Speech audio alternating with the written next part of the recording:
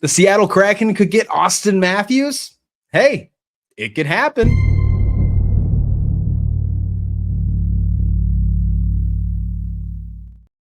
Yes, welcome on in to the Frozen Deep, a Seattle Kraken podcast powered by Up West Sports, and welcome on in to the speculation episode, the speculation in the deep. Guess what we're doing on today's episode? We're going to talk about, can Bobby McMann return? Is that possible? Will it happen? We've heard some cryptic Kraken tweets, some posts. We're going to kind of maybe talk about those, inspect them, dig into it. And then Auston Matthews. Heard a little bit of a report that potentially Seattle will be willing to go after that. We'll talk about it on this one. And we have some questions and comments from your earlier episodes on the Frozen Deep, and we'll answer them on this show. If you want to be a part of that, all you have to do is drop a comment on one of our episodes. We've been more than happy to talk about them on a future episode. Let's dive right in, though. And let's start with this one right here. Last Tuesday, the Seattle Kraken has partnered with the Sportsology Group to begin that audit, the audit of their hockey operations. It includes organizational structure. It includes communication and decision-making processes, player development, scouting, analytical integration, et cetera, et cetera. And Gavin, a couple days after that, we saw an Instagram post from Bobby McMann with just one emoji. And it was that little Kraken octopus-looking emoji. And that was it, with a picture of him in a Kraken uniform. And that could only mean one thing, right? That he's happy and he wants to come back to the Seattle Kraken. Of course, that's what it means.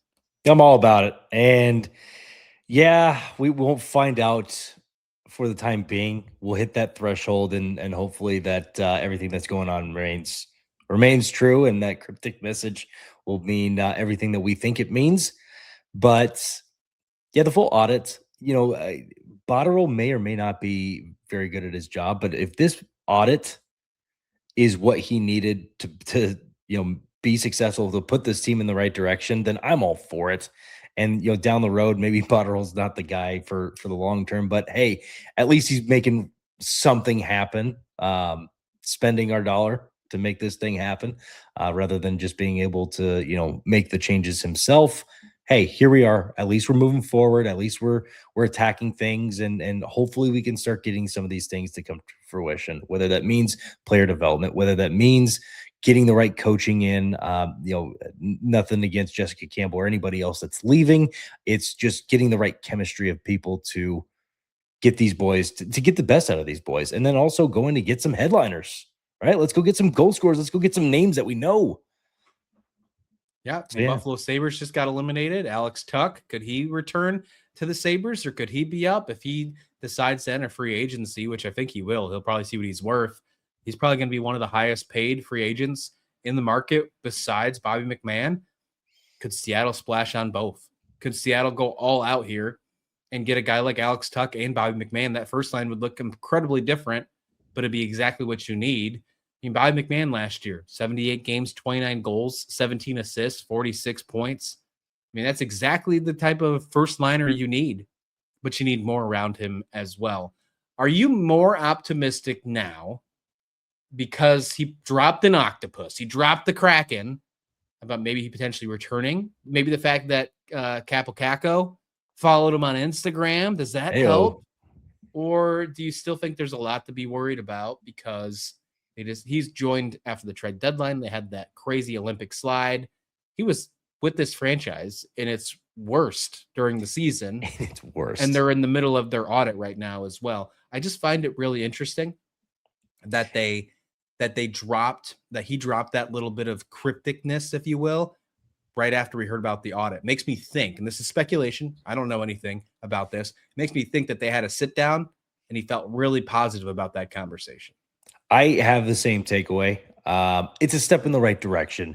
Am I still a little bit iffy on the future of this franchise and how they're going to, roster construct or roster build to get this team to be a championship contender? Yeah, there's still very much question about the new direction, but seeing stuff like that, you can kind of lead from point A to point B. It is still speculation. We aren't behind the scenes. We don't know exactly what's going on. But when you see that, you can put two and two together and think there's a really good chance that what was being said was being liked and was being reciprocated on the other end. So It's a step in the right direction. I want to see, this is still such a huge offseason for this franchise and for Botterill. Make no mistake about it, Botterill's got to make some good moves. And that could bleed us. Speaking of segues, that could set us in for a big splash and a big name. And I know Botterill is going to probably try and make some of those big splashes this summer. Yeah, before we talk about things that mall cops drive, let's go and one more thing. Pretend you're a fly on the wall for this fictional conversation between Bobby McMann and Jason Botterill, or Bobby McMann and the front office people of the Seattle Kraken. It could be more people. It could be the coach, could be Lane Lambert. I don't know. If Bobby McMann was so excited enough that he was wanting to go out and show his support to all his Kraken emoji fans, what makes you think? I can't believe this is how we're angling this today too. Like we're cryptic tweeting on social media posts, but that's the world we live in right now.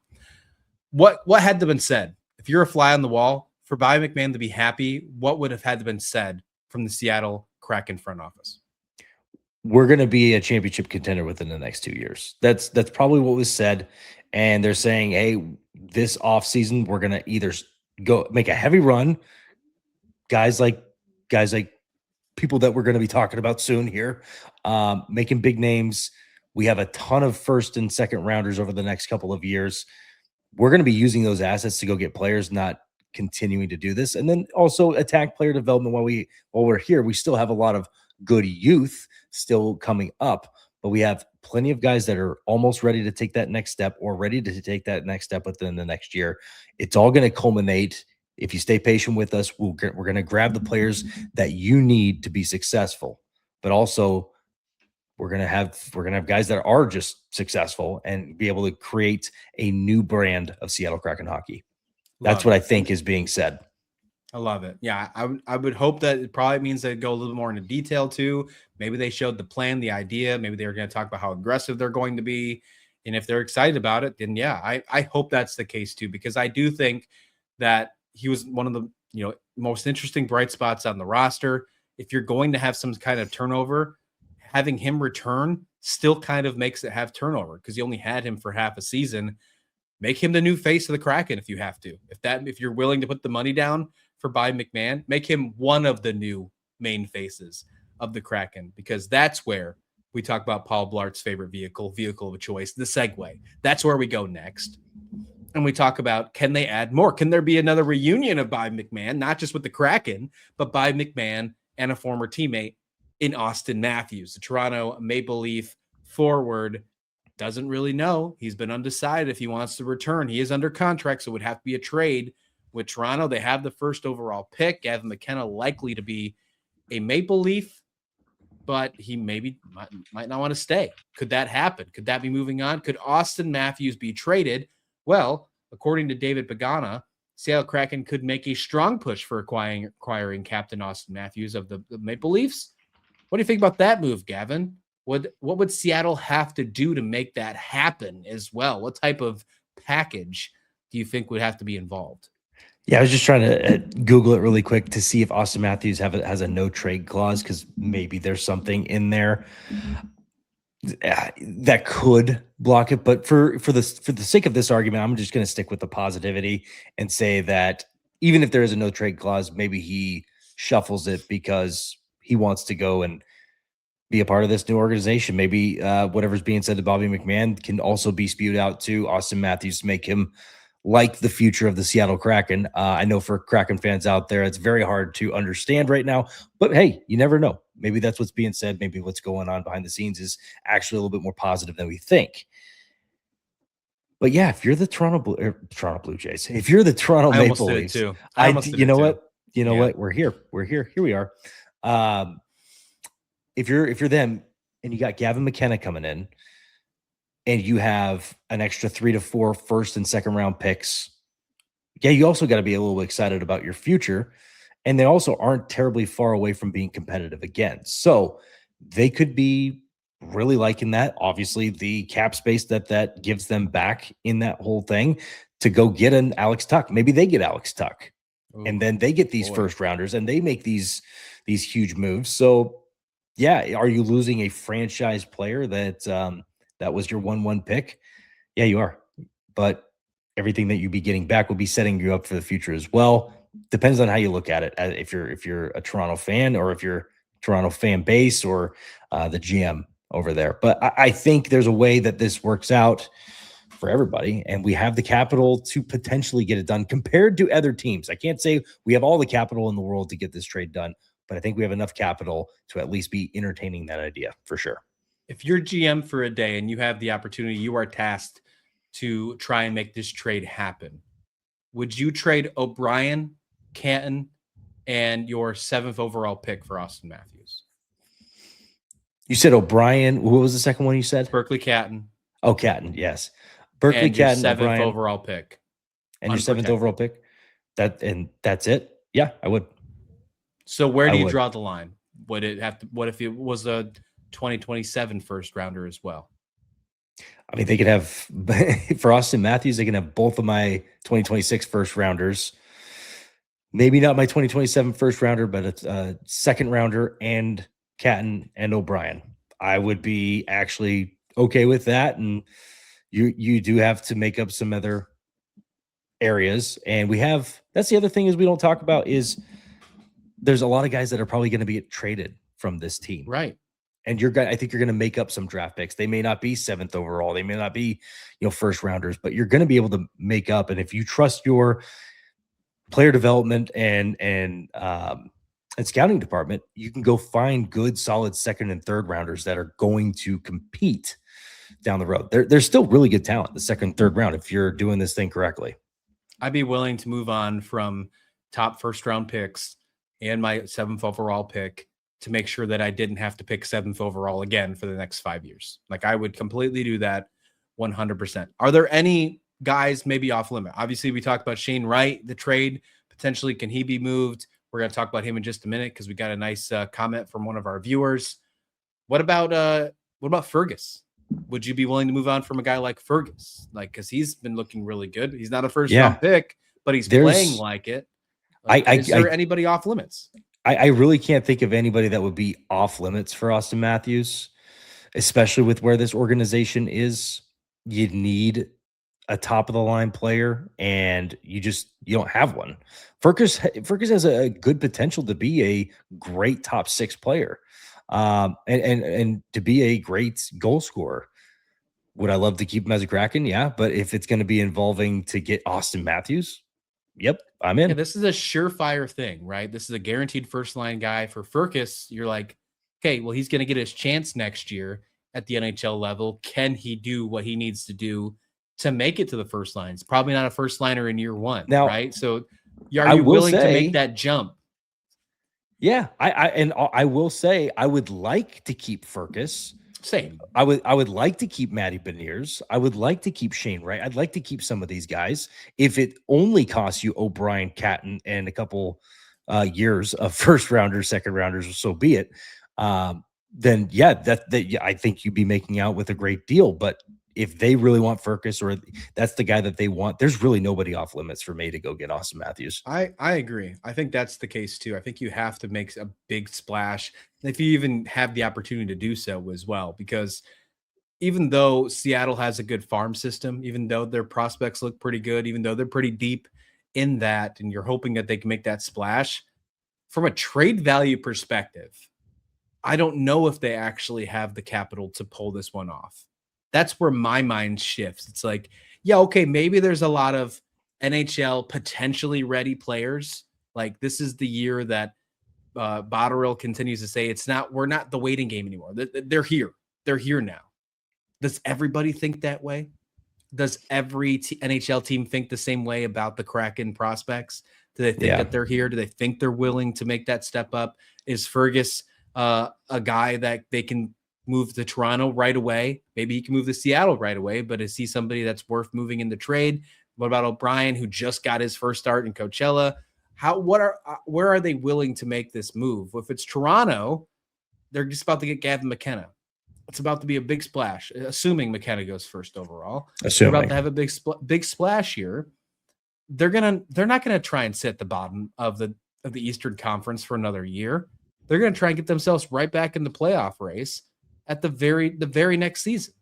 If they're moving on from Auston Matthews for guys like O'Brien and a couple extra first-round picks, that doesn't really help them this season. So that's where I think if Seattle is going to be in trouble with this trade, if they want to do this trade, I think there are a couple other organizations that will have more assets to do that Seattle won't be able to make that happen unless Toronto likes the Shane Wrights, likes the Matty B's, things if like they like the draft picks, I think we're one of the best suitors for them. There might be some other teams with some solid first and second rounders over the next. Chicago's in that realm as well. Imagine Matthews and Bernard together. Yeah. I mean, that'd be fun as a hockey fan, not as a Kraken fan. But. No, not as a Kraken fan. But I think if they're open to the prospects and draft picks, then yes, we definitely make a good suitor. However, I'm also in the same boat. Do we have enough? Do we have enough to get this thing done? Because Auston Matthews is he's generational talent, and it's like trying to trade for Shohei Ohtani. It's kind of in that same boat. Maybe not exactly the same, but yeah, that's what it feels like. What you're trying to go get here. Worst case scenario here is he gets traded to Vegas. I would say that'd probably be the worst case scenario. That's worse. Yeah. Best case scenario, obviously, is he stays either in Toronto or comes to the Kraken, and they have enough. I still think that, could just imagine this scenario that Botterill bites the bullet and says, we went through our review and we are ready to just take that next step forward to get this team to where it needs to be. They make a couple really serious, aggressive trades to rebuild this system, to bring it down to the nuts and bolts, grab a couple extra assets, and they head into this season and they have two big free agencies in Bobby McMann, and let's just use Alex Tuch for this conversation, and they make that trade for Auston Matthews. Think of that first line. Bobby McMann, Auston Matthews, Alex Tuch. Assuming that'd be the first line, I think they'd all probably be on the same line together. Maybe put one on the second. That would be huge. That would be absolutely huge. And then depending on if you had Matty still, if you didn't have to move him on the second line or on the first as well, like instead of one of the other two, that completely changes how this team looks like moving forward. To me, that already screams enough to get yourself to the postseason. Yeah. You already were close enough there last year. You just had a slide. Now you just need to fix the culture, and usually adding a couple major pieces can help that happen. Yeah. And also the defense wasn't amazing last year. So if you're cleaning house there and you go find some good, free agent defenseman or via trade, however you want to get some. Say the name you want to say. To be honest, I don't have a name off the top of my head. If you had a name, if you got a name. I thought you were going to say Tuch. Oh, yeah. Well, yeah, if you want to go get Kachuk, I'm all in on that. I know Seattle fans might just have mixed feelings on the guy, but if you want to win some hockey games, this is a good name just to throw around. I'll be honest on that one.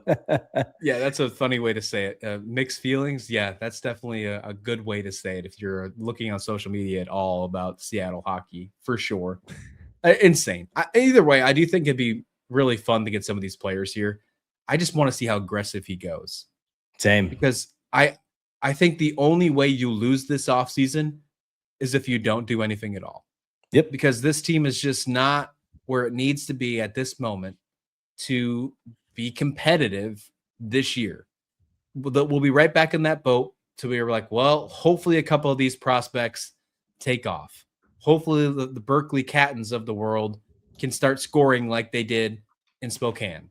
And they didn't until really the end of the season, where he started to show some flashes, but still not enough. How much of that can I take? How much of that can you take? How much of that can the Kraken fans listen to this take year in and year out, not having a true bona fide star player? Because as much as I want to say Matty's a star player, for the Kraken, he's a franchise player. Star player, I don't think I'd put him in that category. Shane Wright, he's got a little bit of, he's got the Krakenness to him. Star flavor. He's got the star flavor, but hasn't been able to show that potential. You can give Canner maybe a little bit of that love. Capo Caco, he's another guy that can, if he gives you a full healthy season, you have some guys that you want to take into next season that you can absolutely rebuild 100%. So yeah, there's a lot to love about the possibility of this offseason. I know it's a speculation game here. I get it. That's all we have. That's all we have right now. This offseason, there really could be a lot of shakeup. And if you're a Kraken fan, this is one that you want to lock into this offseason. And okay, Botterill, go play your game. Let's see what you got. If I'm writing my dream list right now, if I'm writing mine out to send to Kraken Santa, to hockey Santa here, Bobby McMahon's actually number 1 on my list. Auston Matthews is number 2, whatever. But Bobby McMann is number 1. You don't have to give up any assets for Bobby McMann other than cash, other than money. And we've already seen that he works inside Seattle. Although they didn't win games, he scored goals. So he works under Lane Lambert. He does. He's number 1 on my list.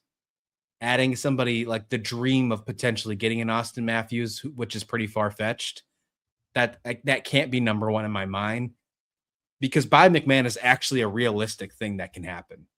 Yeah. Auston Matthews, that's a stretch. There's no doubt about that. Is it possible? Yeah. Hey, it could happen. Cue the Angels in the outfield kid that says that thing that Danny Glover says, hey, it can happen. Picture it in your mind, because that's exactly what I'm thinking. It could happen, but I just don't see it happening. Bobby McMann absolutely could. And then adding maybe another free agent or making another trade, because it's going to be the summer of trades. This free agent market isn't big. That's where I want to see Botterill get aggressive. Yeah, I think you're going to see. Stay still, you win.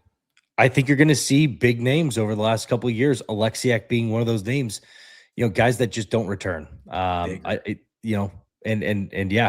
think Alexiak is on. I think he's a free agent. He's an RFA. I think he's an RFA.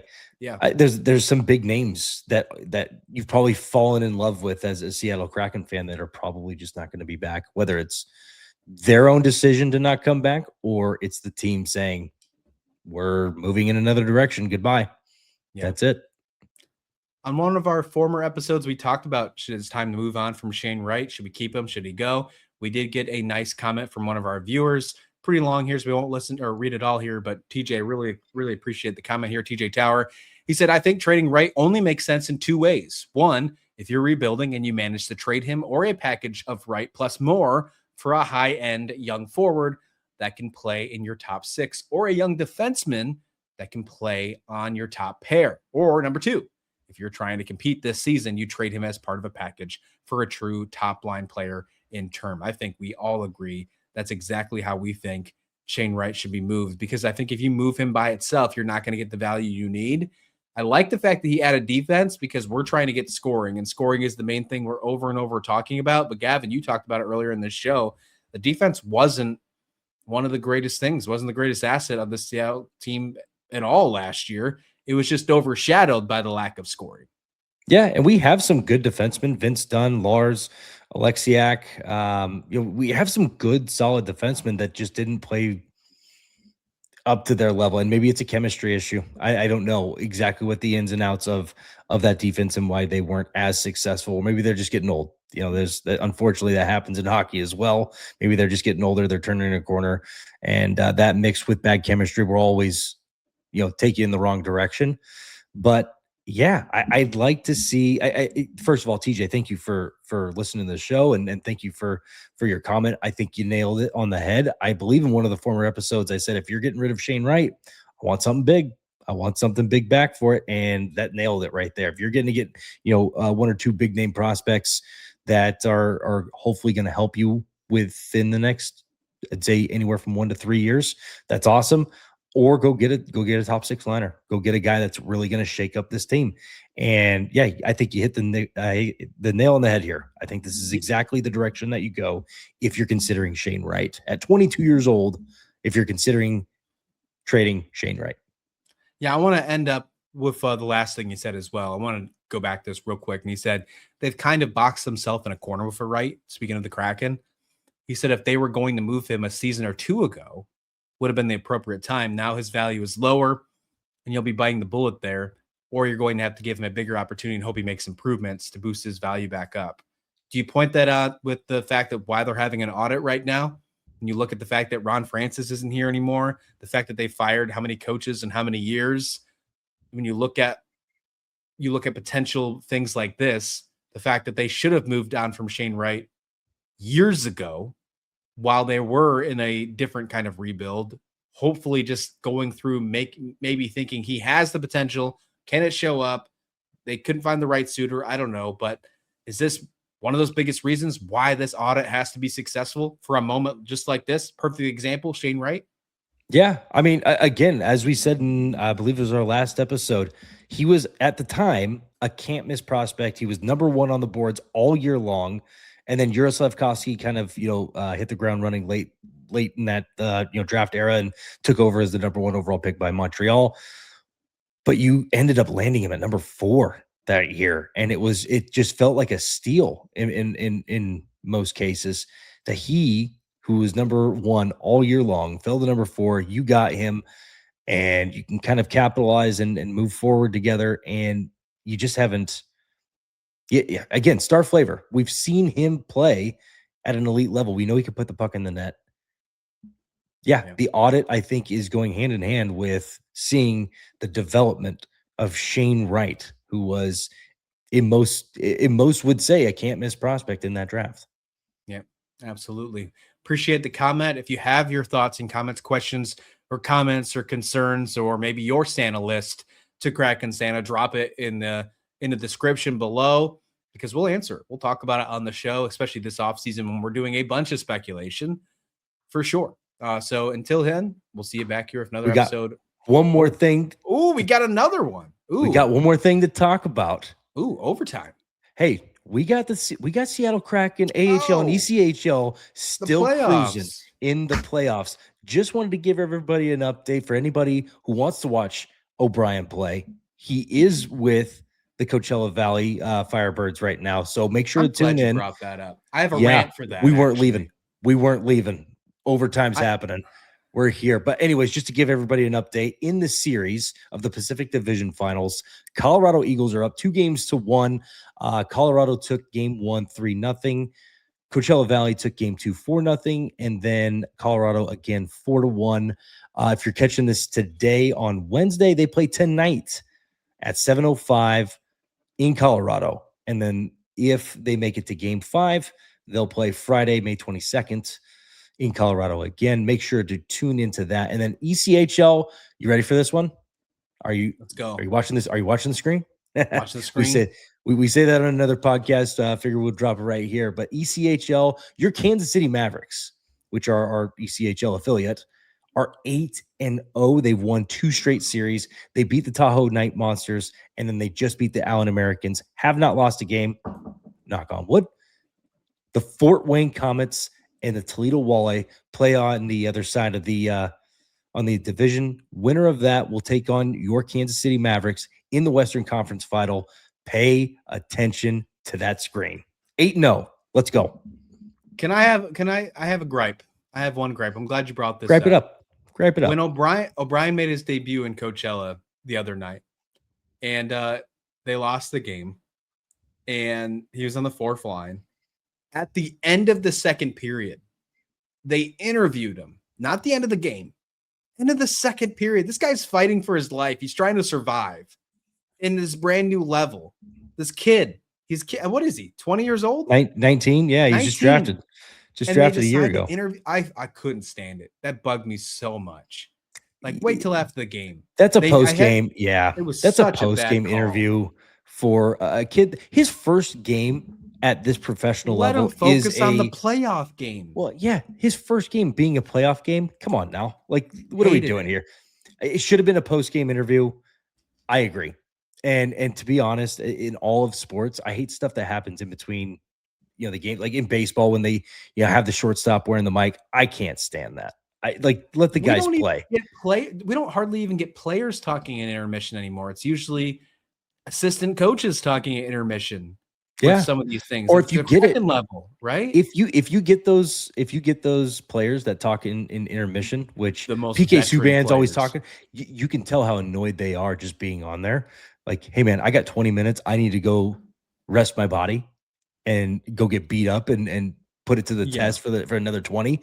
I need this time for myself, so I don't blame them for getting mad at that. That drove me nuts. It did, yeah. That drives me nuts too. And I get it. It's intermission. It's not on the ice. It's not quite like baseball does to the annoying extent.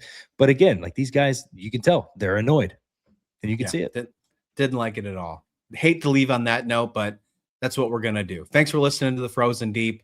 We'll see you back here on another episode. We're dropping an episode at least once a week during the off season. If anything breaks, of course, we'll have you covered. Don't slip on the ice. Thanks for listening to the Frozen Deep.